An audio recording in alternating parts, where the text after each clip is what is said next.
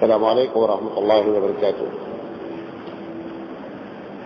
الحمد للہ رب العالمین والعاقبۃ للمتقین والصلاۃ والسلام علی رسولہ الکریم. اعوذ باللہ من الشیطان الرجیم.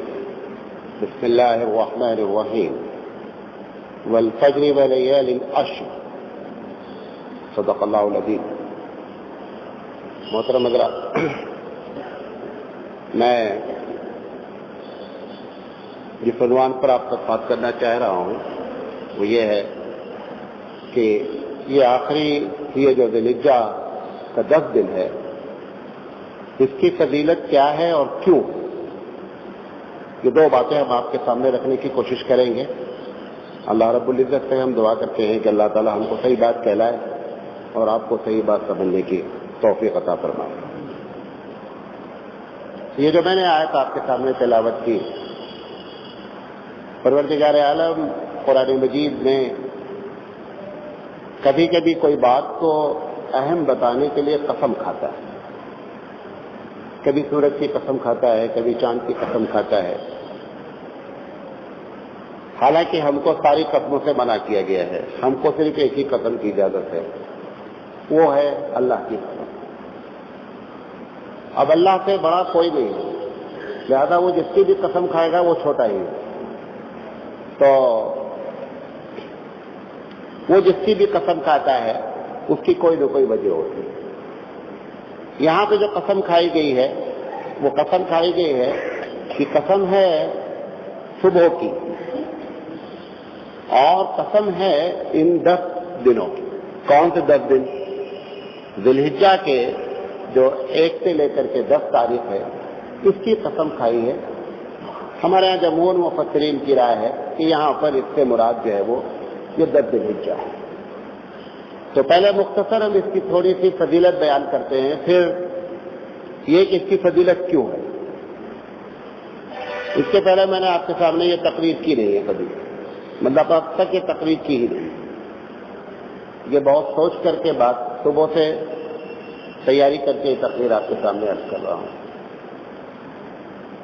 نبی کریم صلی اللہ علیہ وسلم، ابو داؤد کی روایت ہے کہ اللہ کے رسول صلی اللہ علیہ وسلم عموماً ان 10 دنوں میں روزہ رکھتے، 1 سے لے کر کے 9 تک.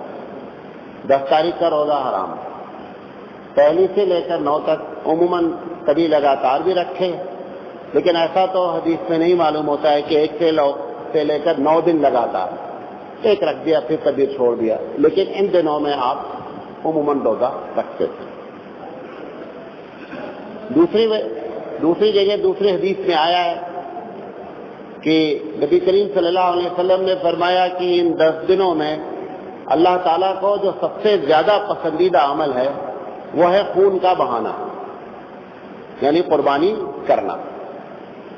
تیسری حدیث ہے کہ جو لوگ قربانی کرنا چاہتے ہیں، مسلم شریف کی روایت ہے، جن لوگوں کا ارادہ قربانی کا ہو ان کو چاہیے کہ 1 تاریخ سے لے کر کے اور قربانی کے وقت تک اپنے ناخن اور بال وغیرہ نہیں بنائیں. وجہ بیان کر دیتا ہوں تاکہ آپ کو اطمینان ہو جائے ایسا کیوں. حقیقت میں کیا ہے کہ یہ جو عرفہ ہوتا ہے، جو حاجی لوگ اکٹھا ہوتے ہیں، تو یہ حالت احرام میں جب ہوتے ہیں تو یہ اپنے ناخن اور اپنے بال نہیں کاٹتے. تو جو لوکل ہوتے ہیں وہاں کے اور باہر سے بھی آنے والے، تو ایک بڑی تعداد تو 8 تاریخ کو احرام باندھتی ہے اور پہلے سے احرام باندھی ہوئی جاتی ہے، عمرہ کرتی ہوئے کلک. بہرحال ایک بڑی تعداد احرام کی حالت میں ہوتی ہے ان دنوں میں. تو پروردگار عالم ان کی اس حالت کو بہت پسند کرتا ہے کہ یہ ہمارے لیے جو ہے انہوں نے بال کھلے رکھے ہیں، انہوں نے صفائی کا وہ اہتمام نہیں کیا جو ان کی عادت ہے. تو رسول اکرم صلی اللہ علیہ وسلم نے یہ جو بیان فرمایا کہ 1 سے لے کر کے 9 تک بال اور ناخن نہ کاٹے جائیں تاکہ ہماری مشابہت ان حاجیوں سے ہو جائے.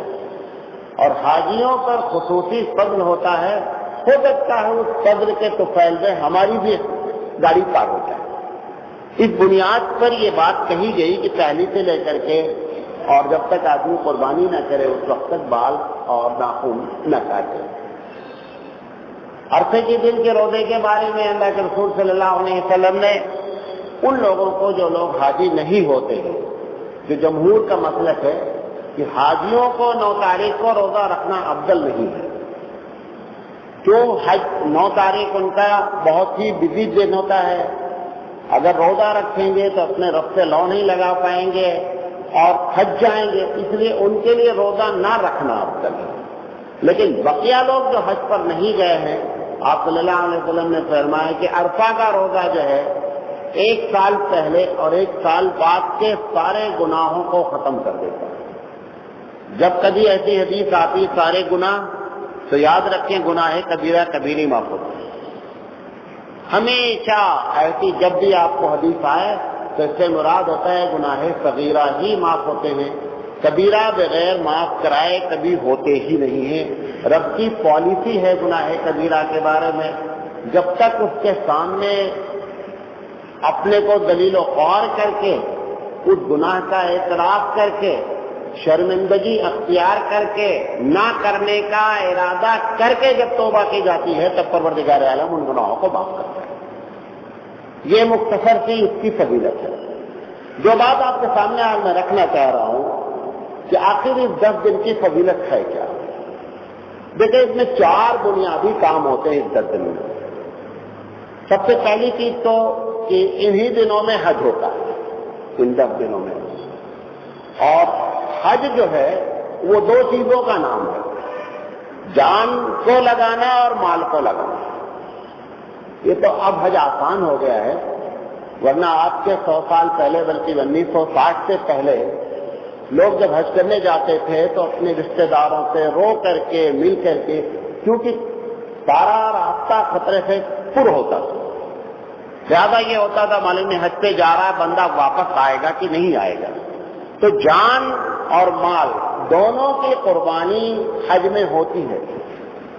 پروردگار عالم نے مسلمانوں کے زندگی کے مقصد کو جہاں بیان کیا ہے اور اس مقصد کا جو رزلٹ بیان کیا ہے کہ ان اللہ اشتری من المؤمنین انفسهم واموالهم بان لهم الجنہ یقاتلون، ایک جگہ آیا ہے آگے کی جو پوری آیت ہے کہ وہ لوگ جو اللہ کے راستے میں اپنی جان اور مال لگاتے ہیں، اللہ نے ان کی جان اور مال خرید دیا ہے۔ کیوں؟ کیونکہ قتل ہوتے ہیں اور قتل کرتے ہیں۔ ان کی صفت بیان کی گئی ہے کہ جان دینا آسان کر دیتے ہیں اور جان لینا بھی آسان کر لیتے ہیں۔ یہ جو 10 دن میں حج کا موسم ہے، اس کی پہلی بنیادی وجہ اس فضیلت کی 10 دن کی یہ ہے۔ دیکھیں، جو یہ کانسیپٹ آف جہاد ہے، یہ تو ہم لوگوں نے، علماء نے حقیقت سے دیکھا جائے تو پبلک کو صحیح معنی میں جہاد کی اسپرٹ بتائی ہوئی ہے۔ حالانکہ جتنے دنیا میں، غور سے سنیے گا میری بات، جتنی دنیا میں مذاہب ہیں، ہر مذہب میں جہاد ہے، چاہے لفظ جہاد کے بجائے کوئی دوسرا لفظ ہو، لیکن ہر مذہب میں جہاد ہے، اور جہاد کا جو کانسیپٹ ہے وہ تقریباً سب میں ایک ہے، وہ یہ ہے کہ باطل سے پنجہ آزمائی کے لیے ہر اچھے انسان کو تیار رہنا چاہیے۔ جب ہندوؤں کی ایک بڑی اہم کتاب ہے بھگوت گیتا، گیتا میں ہے کیا؟ پوری گیتا اگر آپ پڑھیں گے تو کرشن جی کے سارے وہ شلوک ہیں، وہ ان کے چھوٹے چھوٹے کوٹیشنز ہیں نظم کی شکل میں اور نثر کی شکل میں، جو انہوں نے ارجن کو کیے، اور اس میں ٹوٹل جو بات ابھاری گئی ہے کہ جب معاملہ لڑائی کا ہوا تو یہ ہوا کہ خون خرابہ ہوگا، تو انہوں نے کہا خون خرابہ کرنا پڑتا ہے۔ کرشن جی نے کہا کہ خون خرابہ کرنا پڑتا ہے کیونکہ حق کو کبھی بھی دنیا میں جو ہے وہ ٹھنڈے پیٹ لوگ برداشت نہیں کرتے، اسی لیے ہر مذہب اپنے باطل، جس کو یہ ایک الگ بات ہے، حج کی ڈیفینیشن تم نے کیا کر رکھی ہے، یہ ایک الگ مسئلہ ہے، لیکن ہر مذہب یہ کہتا ہے کہ باطل سے پنجہ آزمائی کے لیے ہر وقت حق کو تیار رہنا پڑتا ہے۔ اگر آپ یہ سوچیں کہ ہم ایک حق بات کہیں اور لوگ ٹھنڈے پیٹ برداشت کر لیں. اگر برداشت کر رہے ہیں تو آپ اپنے بارے میں ڈاؤٹ کریں کہ ہم حق بات کہہ نہیں رہے ہیں, کہیں گڑبڑ ہو رہا ہے معاملہ. حق تو ہمیشہ جب بیان کیا جائے گا تو سامنے والا آپ کو برداشت نہیں کرے گا. تو یہ جو جہاد کا کانسیپٹ تھا یہ تو ہم لوگوں کو بولنے پر ہی پابندی لگا دی گئی. زبان سے نہ کہہ کر کے پوری دنیا نے اس وقت مولویوں کو پابندی لگا رکھی ہے کہ جہاد کے ٹاپک پر بات نہیں کریں. لوگ یہ سمجھ رہے ہیں, چاہے پوری دنیا سے خطاب کر کے کہہ رہا ہوں, لوگ یہ سمجھ رہے ہیں کہ ہم بولیں گے تو لوگ جہادی بن جائیں گے. نہیں, ہم اگر بولیں گے تو حقیقت یہ ہے کہ لوگ صحیح جہادی بنیں گے, اور ہم جب خاموش رہیں گے تو لوگ ایسے لوگ جہاد کی ڈیفینیشن کر رہے ہیں جن کو پتہ ہی نہیں جہاد کسے کہتے ہیں. تو ہم پر پابندی لگا کر کے غلط کانسیپٹ دنیا نے جہاد کا اپنے آپ لاگو کر دیا. آپ دیکھیں کہ اب اس وقت جو عراق کا معاملہ ہے وہ اپنے آپ کو سب سے بڑا جہادی کہہ رہا ہے, اور جہاد کا کانسیپٹ کیا پیش کر رہا ہے کہ جو ملے اس کی گردن مار دو. حالانکہ ایک دم جہاد کا کانسیپٹ اسلام میں ایک دم نہیں ہے. کیوں؟ کیونکہ آپ نے ہمارے اوپر پابندی لگائی نا, ہمارے اوپر پابندی لگائی تو غلط سورس سے لوگ جہاد کے بارے میں جاننے لگے. جیسے سکھ ہے, ہم اپنے بچوں کو, کیونکہ ہمارا ماحول ہی نہیں, ہم ان کو صحیح تعلیم دیں کہ یہ انسانی ایک ضرورت ہے, اس ضرورت کو کیسے پورا کیا جائے, ہم کچھ بھی نہیں بتاتے اپنے بچوں. نتیجہ کیا نکلتا ہے؟ وہ بازاری کتابوں سے نیٹ کے ذریعے غلط سکھ سیکھتے. اگر صحیح جگہ سے ان کو بتایا جائے, جیسے رسول اکرم صلی اللہ علیہ وسلم میں, کہ اس میں کوئی شرم کی بات نہیں ہے. اب تو ہم نے بند کر دیا, لہذا ایسی جگہوں سے وہ چیزیں جانتے ہیں جو لوگوں کو گمراہ کرتے ہیں. ایسے ہی جہاد کا کانسیپٹ ہم جیسے تقریر کرنے والے یا جو شدھ بت رکھتے ہیں کچھ دین کی, ان کے اوپر زبان پہ پابندی لگا دی گئی. لہذا نتیجہ اس کا یہ نکلا کہ غلط جہاد دنیا میں کیا ہو گیا, جاری ہو. یہ جو 10 دن ہوتا ہے, اللہ کے رسول نے کیا فرمایا کہ سب سے بہترین عمل اس 10 دن میں خون بہانا ہے. حالانکہ دیکھا جائے خون بہانا لفظ تو کوئی اچھا لفظ ہے نہیں. خون بہانے کے جہاں تک اگر آپ کانسیپٹ کریں تو خون بہانا تو اچھا لفظ نہیں. یہ قربانی جو آپ کرتے ہیں یہ بتانا چاہتے ہیں کہ پروردگار عالم جیسے ہم اس کو کہنے پہ قربان کر رہے ہیں نا, جب وقت پڑے گا تو ہم اپنے آپ کو قربان کرنے کے لیے تیار ہیں. اور جب یہ کانسیپٹ کلیئر ہوتا ہے, یہ تصور جب صحیح آتا ہے تو وہ اسپرٹ پیدا ہو جاتی ہے. ایک بچی, اللہ کے رسول صلی اللہ علیہ وسلم کے زمانے میں ایک عورت, بچی نہیں ایک عورت, جب حضور نے جہاد کی صحیح تعریف کی کہ جہاد کسے کہتے ہیں, تو ایک حضور جہاد میں نکل رہے تو حضور نے اپیل کی والنٹری طور پر کہ لوگ شریک ہو. تو ایک عورت اپنے بچے کو لے کر کے آئی, چادر میں لپیٹے ہوئے, 6 مہینے کا بچہ تھا. تو اللہ کے رسول اس کو جہاد میں لے جائیے. حضور صلی اللہ علیہ وسلم نے کہا یہ کیا کرے گا, یہ تو ایسا ہے 6 مہینے والا کہ اس کی حفاظت کے لیے ہم کو جہاد کرنا پڑے گا. وہ عورت کیا کہتی ہے؟ وہ عورت کہتی ہے کہ اللہ کا رسول مجھے معلوم ہے کہ یہ کچھ نہیں کر سکتا, لیکن جب آپ پر لوگ تیر برسائیں گے نا تو میرے بچے کو آپ آگے کر دیجیے گا, اور ایک تیر کم سے کم برداشت کرے گا اور شہید ہو جائے گا, اور میں شہید کی ماں کہلاؤں گی. میں شہید کی ماں کہلاؤں گی. آپ کو معلوم ہے جنت فری فرام ٹینشن ہے, جنت میں کوئی ٹینشن نہیں ہوتا ہے. جب تک حشر نہیں قائم ہوگا تب تک شہید جنت میں ٹینشن میں رہتا ہے.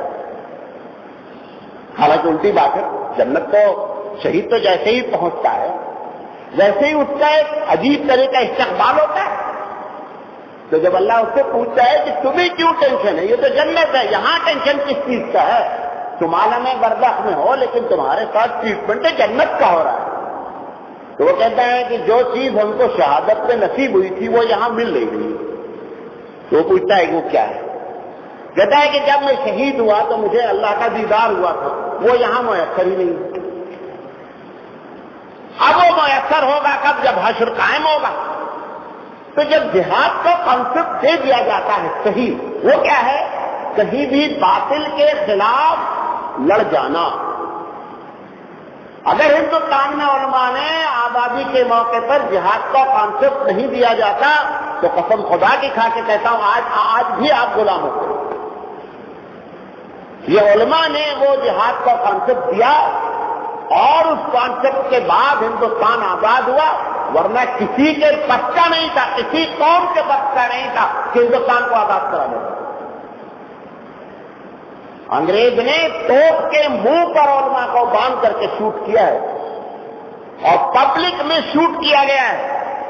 جب وہ باڈی کے ٹکڑے ہوئے ہیں، جنہوں نے دیکھا ان کے حواس باختہ ہو گئے ہوں گے، لیکن اس کے باوجود علماء میدان میں کھڑے رہے اور انہوں نے کہا ایسی ہزاروں جانیں ہوں گی، ہم قربان کریں گے.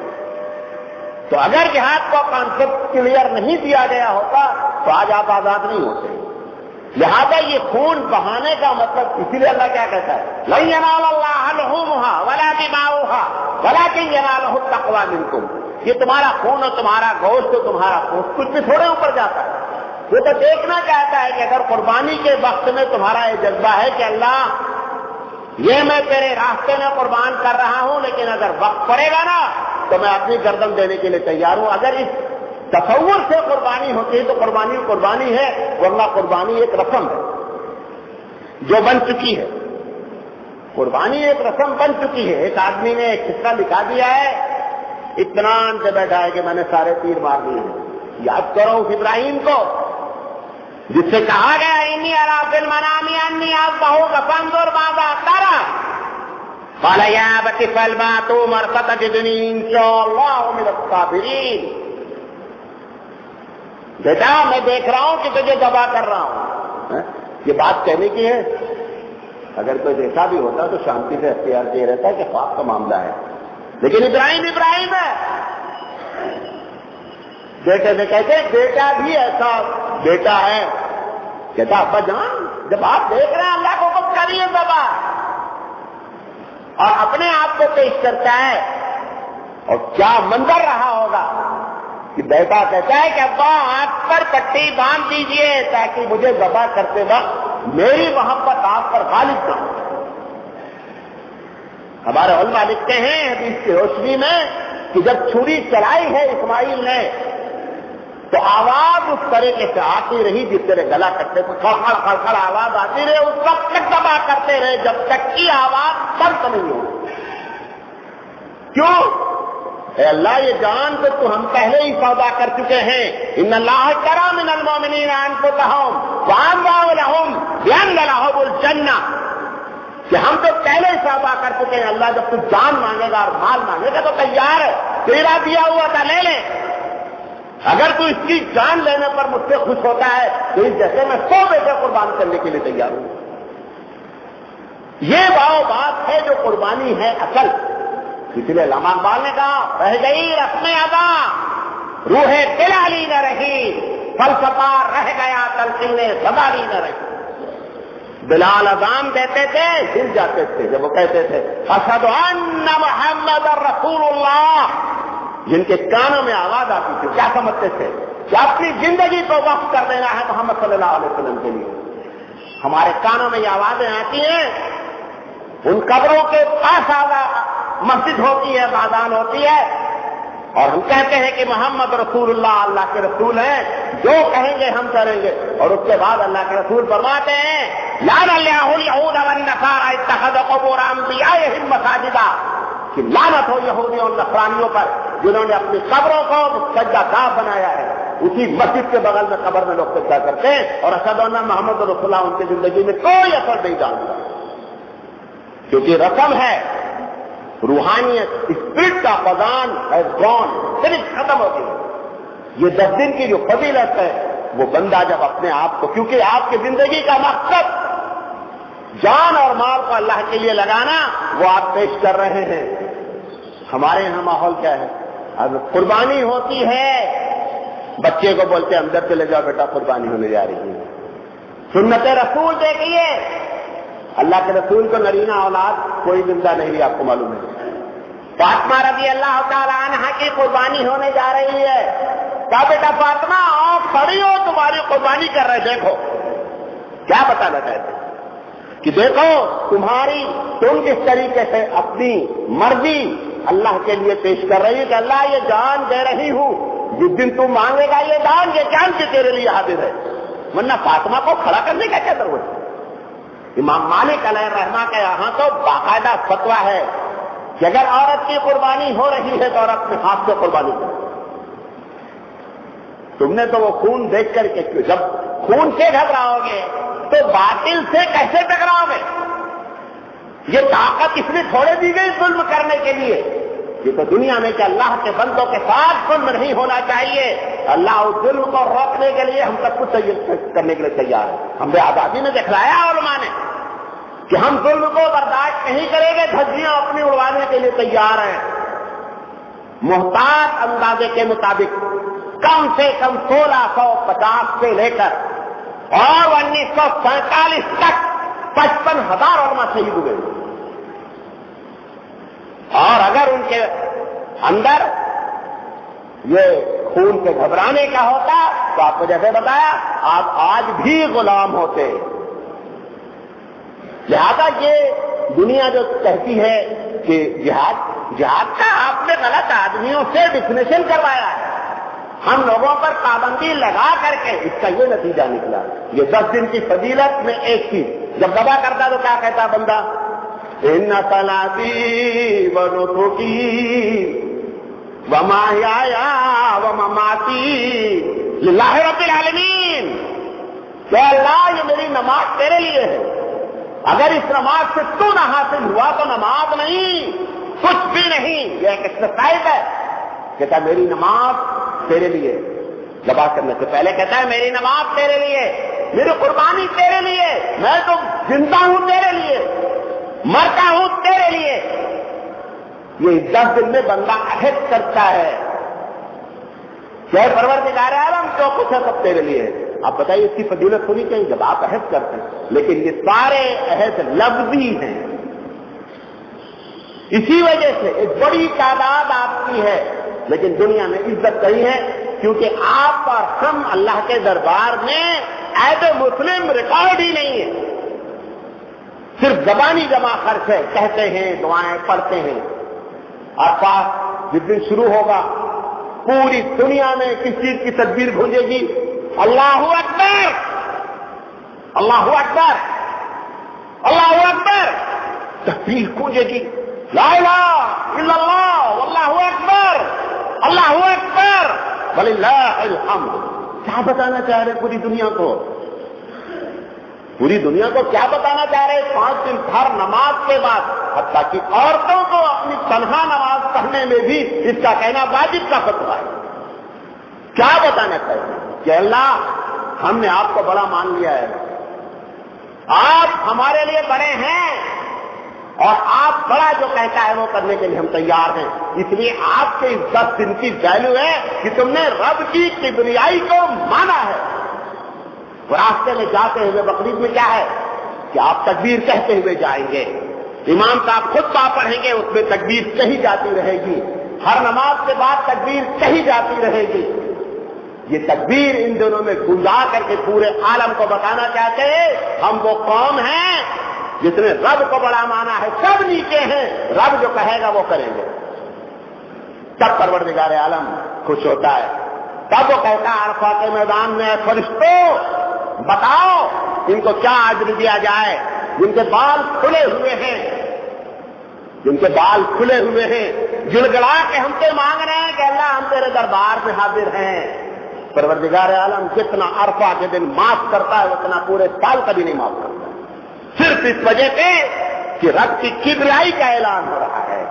حضور اکرم صلی اللہ علیہ وسلم کو سب سے پہلا جو حکم دیا گیا دعوت سے پہلے، دعوت کا نوٹ کر لے، آج ایک چھوٹا سا طالب علم بات کر رہا ہے، دعوت حضور کی زندگی میں پہلے شروع ہوئی، لیکن دعوت سے پہلے بھی ایک کام شروع ہوا، یا ایھا المدثر قم فانذر وربک فکبر وثیابک فطہر۔ محمد صلی اللہ علیہ وسلم اٹھیے، دعوت کا کام کیجیے۔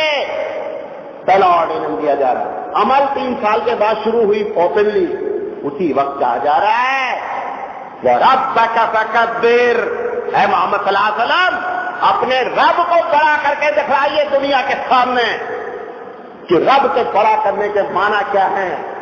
اللہ کے رسول کے سامنے پیش کیا گیا. محمد صلی اللہ علیہ وسلم کیا چاہتے ہو؟ چھوڑ دو یہ اللہ اکبر کو. چاہتے کیا ہو؟ دولت چاہیے؟ بتاؤ. تمہارے پیروں میں دولت کا انبار لگا دیتے ہیں. بادشاہ چاہیے؟ بادشاہت کر لیجیے.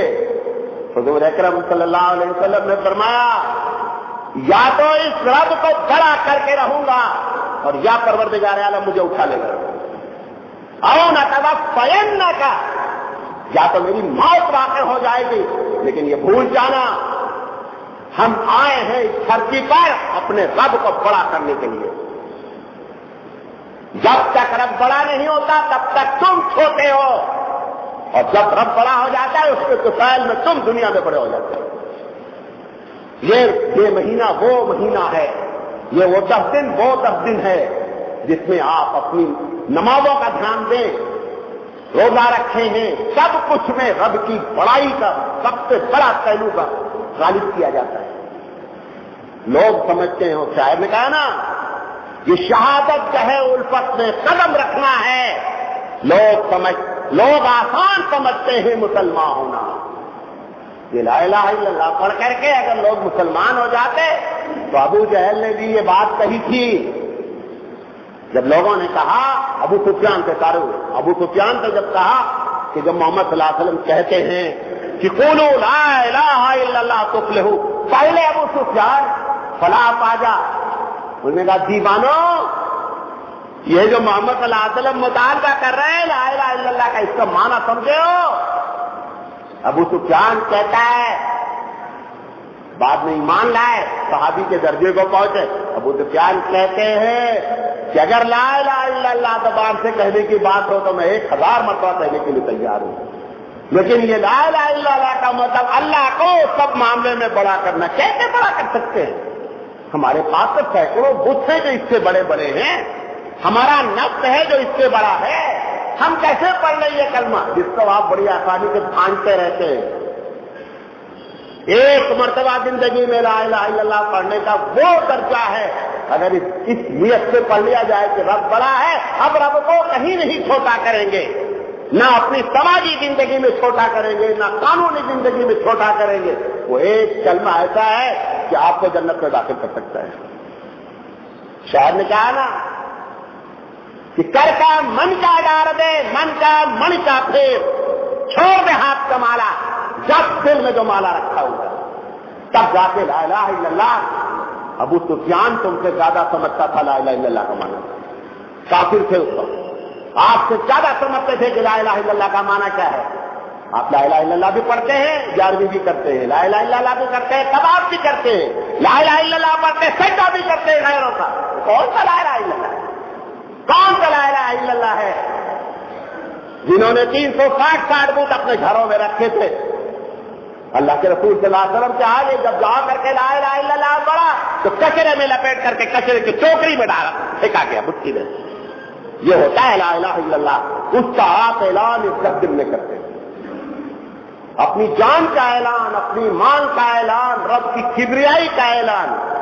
جب آپ اس پر اترتے ہیں اب دنیا آپ سے کانپتی ہے کہ دنیا نہیں کانپے گی, باطل کانپے گا اور حق خود خوش ہوگا کہ حق کا بول بالا ہوا, باطل کے ہوا اکھڑ جاتی ہے.